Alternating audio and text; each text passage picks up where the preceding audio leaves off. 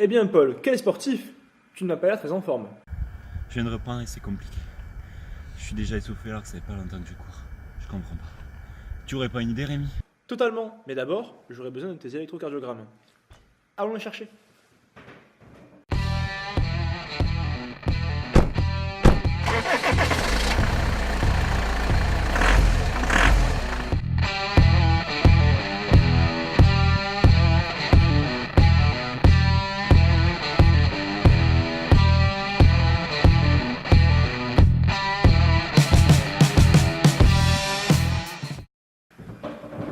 Bon, Paul, j'ai récupéré tes électrocardiogrammes.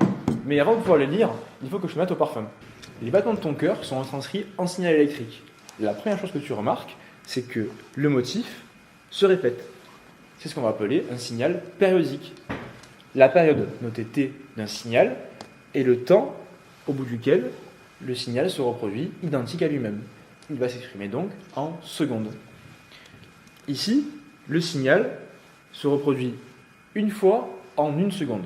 C'est ce qu'on va appeler la fréquence. Ce sera donc le nombre de fois que le signal se reproduit identique à lui-même en une seconde. Elle va donc s'exprimer en hertz, qui est l'inverse d'un temps, noté seconde moins 1. Mais du coup, Rémi, c'est quoi le lien entre les deux? Je t'avoue que j'ai du mal à voir. Eh bien, si on suit la logique, on a donc la fréquence f en hertz, qui est l'inverse de la période t en secondes. Ah, mais je vois.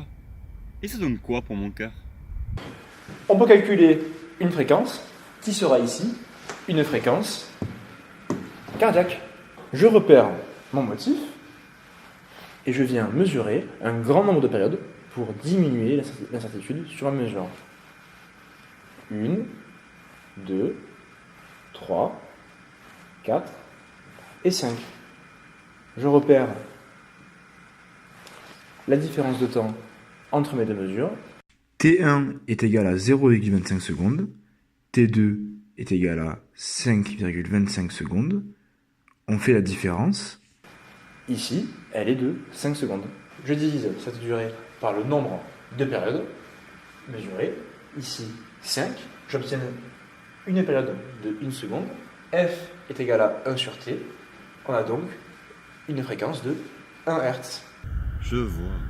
Mais je n'ai jamais entendu parler de fréquence cardiaque en hertz. Tout à fait.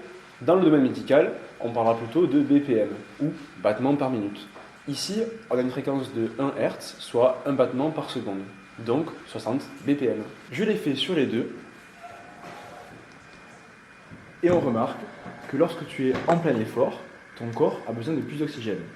Donc, ton cœur bat plus vite, et tu es essoufflé.